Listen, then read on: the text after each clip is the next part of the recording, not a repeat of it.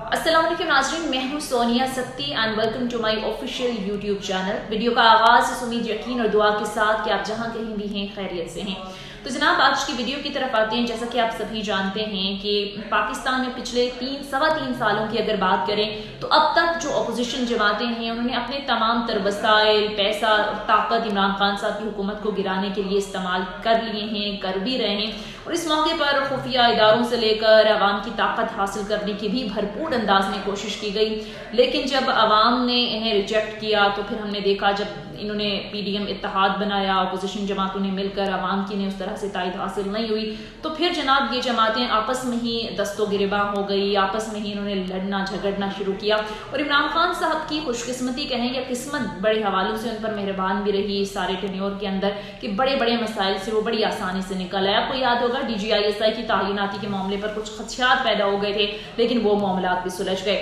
लेकिन आज जिस टॉपिक पर मैं बात करना चाह रही हूँ वो है ट्रांसपेरेंसी इंटरनेशनल की जो हालिया रिपोर्ट सामने आई है। इसमें हुकूमत के लिए पूरी एक चार्जशीट है और जो कह लें कि हुकूमत के लिए एक बॉम्बशेल है, इदारों की क्रेडिबिलिटी के हवाले से बड़ी बात हो रही है। लेकिन मैं जिस मौजू पर बात करना चाह रही हूँ वो ये है कि अब इमरान खान साहब जब इक़्तिदार में आए तो उनका सबसे बड़ा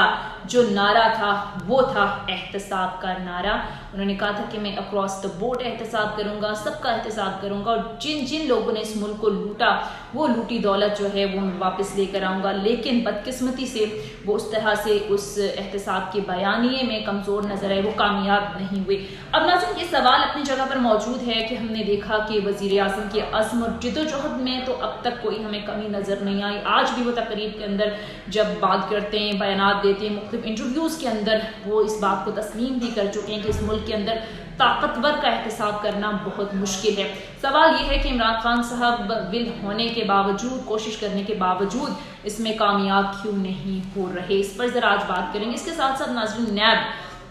जो इदारा है वो जिस अंदाज में हुकूमत की बदनामी का बाइस बना, अदालतें जिस तरह से नैब के हवाले से बयानात देती रही, ये भी इमरान खान साहब की कोशिश को एक बहुत बड़ा नुकसान है, उनके एहतसाब के बयानिए के लिए एक बहुत बड़ा धचका है। आपने भी देखा कि जितनी भी बड़ी बड़ी शख्सियात हैं, चाहे नवाज शरीफ साहब हों, शहबाज शरीफ, शाहिद खाकान अब्बासी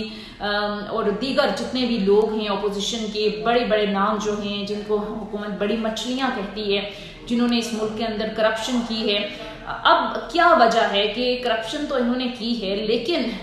केस साबित नहीं हो पा रहे, इनको सजाएं नहीं हो पा रही। आज भी chief justice Islamabad high court ने जो है वो सख्त बरहमी का इजहार किया और ये कहा कि आप नैब के हवाले से कहा कि नैब पर जालसाजी का इल्ज़ाम है। अब ज़ाहिर है आप अंदाज़ा लगाएं कि अदालत कह रही है कि आपने हमारा वक्त ज़ाया किया, अब झूठे केस बनाकर ले आते हैं, सबूत आपके पास होते नहीं हैं और फिर जब सबूत होते नहीं हैं तो लोग अदालतों को बुरा भला कहते हैं। और साथ में ये भी कहा कि हम चेयरमैन नैब को भी अगर तो सबूत नहीं पेश किए जाते तो इसका जिम्मेदार ठहराएंगे। नैब सबका एहतसाब करता है, नैब का एहतसाब होना चाहिए और अगर हमें लगा कि नैब दुरुस्त नहीं तो अदालत छोड़ेगी नहीं, जिम्मेदारों को सजा देगी और आइंदा समात पर अदालत को मुतमईन करें, वरना अदालत बड़ा फैसला करेगी।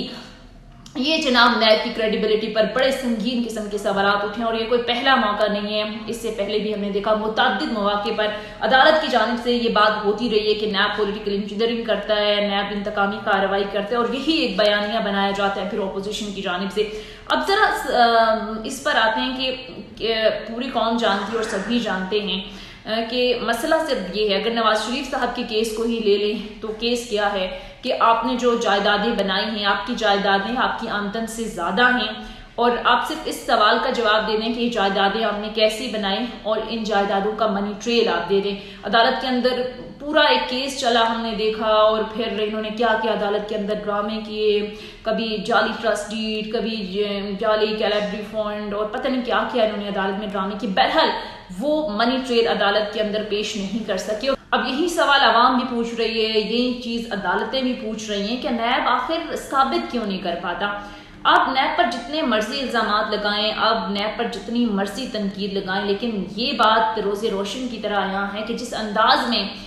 इन दो बड़ी जमातों ने मुल्क को लूटा, मुल्क के अंदर करप्शन की और अभी भी लूट रहे हैं, वो اتنا سیدھا نہیں ہے طریقہ، وہ بڑے ایک سائنٹیفک طریقے سے، بڑے ایک پلان طریقے سے انہوں نے ملک کو لوٹا ہے، یعنی کوئی ثبوت انہوں نے چھوڑا نہیں ہے۔ تو ایسی صورتحال کے اندر ان لوگوں کو پکڑنا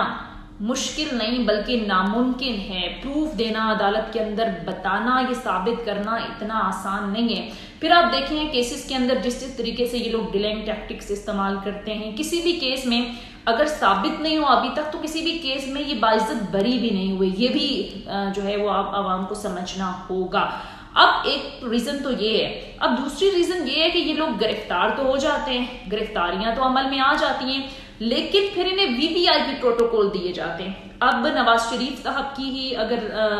مثال ہم لیتے ہیں تو نواز شریف صاحب ہم نے دیکھا جیل گئے، ابھی کچھ دن ہی جیل میں رہے تھے تو وہ پھر شدید بیمار ہو گئے، پلیٹلیٹس کا جھوٹا انہوں نے بہانہ بنایا اور وہ پھر ملک سے بھاگ گئے، لندن چلے گئے۔ لندن جس دن سے نواز شریف صاحب لندن میں گئے اس کے بعد انہیں آج تک کوئی اس طرح کی تکلیف ہوئی نہیں۔ آپ دیکھ رہے ہیں کہ بڑے تر و تازہ، بڑے فریش، مختلف گیدرنگ کے اندر وہ ہمیں نظر آ رہے ہوتے ہیں۔ پھر جو PDM کی سربراہی اجلاس ہوتے ہیں اس میں بڑا کھل کر بات کر رہے ہوتے ہیں، اداروں پر بڑی کھل کر تنقید کر رہے ہوتے ہیں۔ تو آپ مجھے بتائیں کہ یہ لوگ سزا یافتہ مجرم ہیں، ان کو عدالت نے سزائیں دیتی ہیں، ان کو جیل میں بھیجا جاتا ہے، بجائے اس کے کہ یہ جیل میں سزا کاٹیں یہ لوگ کبھی تو ہسپتال منتقل ہو جاتے ہیں اور کبھی ان کے گھروں کو سب جیل بنا دیا جاتا ہے، اور جو زیادہ طاقتور ہوتے ہیں انہیں کچھ دے دلا کر یا کچھ دو کی پالیسی کے تحت ملک سے باہر روانہ کر دیا جاتا ہے۔ اب ایک مثال ہو گئی نواز شریف صاحب۔ اب اسپیکر سندھ اسمبلی آغا سراج درانی صاحب کی اگر بات کریں تو ملک کی اعلیٰ ترین عدالت سپریم کورٹ نے ان کی بیل کینسل کی، اور پھر پیپلز پارٹی نے یعنی سندھ حکومت نے ان کے گھر کو ہی سب جیل قرار دیا۔ اب گھر بھی بھلا کوئی جیل ہوتی ہے جس میں دنیا کی ہر سہولت، ہر طرح کی مراد آپ کو حاصل ہوں، اس میں آپ نے کیا سزا کاٹنی ہے اور کیا کچھ کرنا ہے۔ اب خورشید شاہ صاحب کی اگر آپ بات کریں تو کہا جاتا ہے کہ خورشید شاہ صاحب نے 2 سال جیل کاٹی ہے، بڑی ان کے ساتھ زیادتی ہوئی ہے، لیکن فیکٹ یہ ہے کہ جب وہ گرفتار ہوئے تو بمشکل کچھ ہفتے نہیں کچھ دن وہ جیل میں رہے، اور پھر انہیں جیل سے ہسپتال منتقل کر دیا گیا، اور تمام جو یہ 2 سال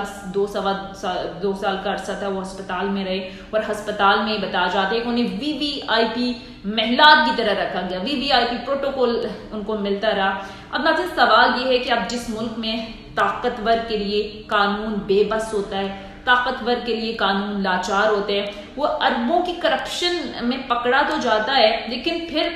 گرفتاری کے بعد اسے دنیا کی ہر سہولت دی جاتی ہے، دنیا کی ہر مراد دی جاتی ہے۔ تو آپ ہی بتائیں کہ اس ملک میں، ایسے ملک کے اندر ریکوری ہو سکتی ہے؟ کبھی بھی ایسے شخص سے، ایسے لوگوں سے، ایسے طاقتور لوگوں سے ریکوری نہیں ہو سکتی، بلکہ وہ الٹا ڈرائی کلین ہو کر باہر نکل آتی ہیں، اور پھر بڑے فخر سے کہتے ہیں کہ ہم تو سرخرو ہو گئے، عدالت نے ہمارے خلاف، ہمارے حوالے سے ہمارے حق میں یہ بیانات دیے، ہم نے تو کوئی کرپشن نہیں کی۔ اور پھر ایک تو یہ بات ہے کہ اس ملک کے اندر ہمیشہ عمران خان صاحب بھی بات کرتے رہے کہ طاقتور کے لیے قانون ہو رہا ہے اور کمزور کے لیے قانون ہو رہا ہے، لیکن عمران خان صاحب کے لیے میں ایک بات ضرور کہوں کہ خان صاحب اگر آپ اس ملک میں قانون کی حکمرانی کو یقینی نہیں بنا سکے، ماضی کی حکومتوں کی طرح، پیپلز پارٹی اور نون لیگ کی حکومتوں کی طرح یہ سب چلتا رہا تو پھر یہ 5 سال تو شاید آپ پورے کر لیں، لیکن عوام شاید اس طرح سے آپ پر بھروسہ نہ کر سکے، اعتماد نہ کر سکے۔ قانون کی عملداری پر عمل کرانا حکومت کا کام ہے، آپ کا کام ہے۔ اب ناظرین دوسرا اہم مسئلہ یہ ہے کہ جب بھی عمران خان صاحب ان کے خلاف کو کارروائی کرتے ہیں، مافیاز کے خلاف ان ایکشن ہوتے ہیں، تو تمام کے تمام لوگ جو ہیں کرپٹ لوگ، ان کا ایک گروپ بن جاتا ہے اور یہ لوگ عمران خان صاحب کے خلاف اکٹھے ہو کر ان کے سامنے کھڑے ہو جاتے ہیں، کبھی اتحادیوں کی صورت میں، کبھی ان کے اپنے لوگ، اور خاص کر جو اپوزیشن جماعتیں وہ تو پورا ایک نیریٹو بلڈ کرنے کی کوشش کرتی ہیں، کبھی آڈیو ویڈیوز لیکس جو ہے وہ مارکیٹ کے اندر لے آتی ہیں اور یہ بیانیاں بنانے کی کوشش کرتی ہیں کہ ہمارے خلاف پولیٹیکل انجینئرنگ ہو رہی ہے، ہمارے خلاف انتقامی کارروائی ہو رہی ہے، حالانکہ ان کی اپنی اگر تاریخ دیکھیں تو آپ کو یاد ہوگا کہ یہ دونوں پیپلز پارٹی اور مسلم لیگ نون کس طرح سے ایک دوسرے سے سیاسی انتقام لیتی رہی ہیں۔ آپ کو یاد ہوگا شہباز شریف صاحب کا وہ بیان جو انہوں نے آصف علی زرداری صاحب کے حوالے سے دیا تھا کہ میں ان کے گلے میں پٹا ڈال کر گھسیٹوں گا انہیں، لاہور کی لاڑکانہ کی سڑکوں پر، اور لوٹی دولت ان سے میں برآمد کروں گا۔ تو سوال یہ پیدا ہوتا ہے کہ یہ لوگ اپنے اپنے مفاد کے لیے NRO بھی لے لیتے ہیں، ایک دوسرے کے ساتھ مل بھی جاتے ہیں، تو پھر اہم سوال یہ ہے کہ ان سیاستدانوں نے قوم کو گمراہ کرنے کا کیا ٹھیکہ لیا ہوا ہے؟ کیا کوئی بھی نہیں چاہتا کہ اس ملک میں ترقی ہو، یہ ملک آگے بڑھے؟ اب اگر ناظرین عمران خان صاحب نے 40 سال کا جادو اپنی 22 سالہ جدوجہد کے ساتھ توڑا ہے، اپنی محنت کے ساتھ ان سیاسی جماعتوں کا سحر جو ہے وہ 40 سالوں سے جو عوام پر حکمرانی کر رہے تھے یہ توڑا ہے، وہ پہلی بار اقتدار میں آئے ہیں، تو آپ 5 سال دیکھ لیں، آپ نے بھی تو 2 3 4 باریاں جو ہیں وہ لے لی ہیں۔ اگر عمران خان صاحب ناکام ہو گئے تو اگلی بار نہیں آئیں گی، عوام ان کو ریجیکٹ کر دے گی، عوام ان کو ووٹ نہیں دے گی، جس طرح سے آپ لوگوں نے کام نہیں کیا، جس طرح سے آپ لوگوں نے ملک کو لوٹا تو آپ کو بھی عوام نے ریجیکٹ کر دیا۔ تو عمران خان صاحب جو ہیں وہ پہلی بار اقتدار میں آئے ہیں، بڑی اس اقتدار کے پیچھے پوری ایک سٹرگل رہی ہے، یہ نہیں ہے کہ دنوں کے اندر انہیں اقتدار مل گیا ہے۔ تو پہلا موقع ہے، صرف 3 سال کا عرصہ ہوا ہے، مشکلات بہت زیادہ ہیں، مافیاز کا مقابلہ، پھر بیوروکریسی کے اندر ان کے اپنے لوگ جو ہیں وہ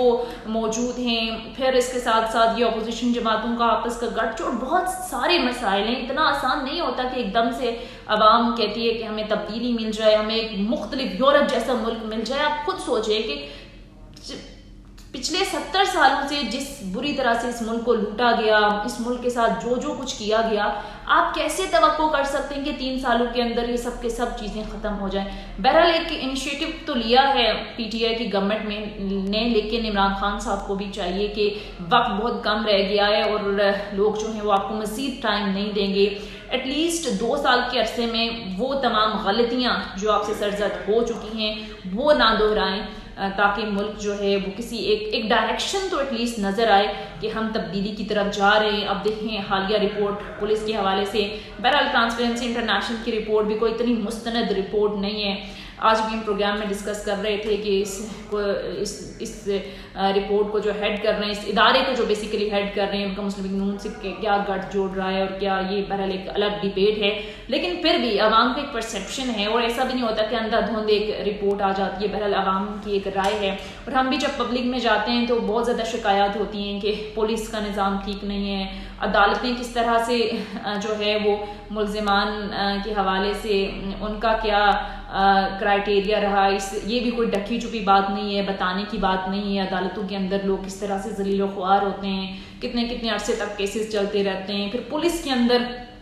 رشوت ایک بڑی عام سی بات ہوگی ہے۔ اب ایک ایف آئی آر بھی چھوٹی سی لکھوانے جا رہے ہو، اپنی مرضی کی آپ ایف آئی آر نہیں لکھوا سکتے۔ اگر آپ اپنی مرضی کی ایف آئی آر آپ کو لکھوانی ہے تو آپ کو اچھی خاصے نوٹ آپ کی جیب میں ہونے چاہیے، اور یہ پریکٹیکلی ہماری اپنی فیملی کے اندر ایک کیس ہوا تو ہم نے پریکٹیکلی دیکھا۔ پہلے مجھے یقین نہیں تھا کہ اتنے بلند طریقے سے آپ سے جو ہے وہ رشوت لی جا سکتی ہے، لیکن جس بلند طریقے سے وہاں پر صرف ایک ایف آئی آر درج کرانے کے لیے رشوت لی گئی، اب سرپرائز کہ یار یہ تبدیلی ہے۔ بہرحال یہ کچھ لوپولز تو ہیں جنہیں بہتر کرنے کی ضرورت ہے، اور وہی اگین بات کی ڈائریکشن تو ہمیں نظر آنی چاہیے۔ اولا جی، یہ تھا ہمارا آج کا ٹاپک، آئی ہوپ کہ آپ کو پسند آیا ہوگا۔ ویڈیو پسند آئی تو چینل کو لائک کیجیے گا، سبسکرائب کیجیے گا۔ Thank you so much.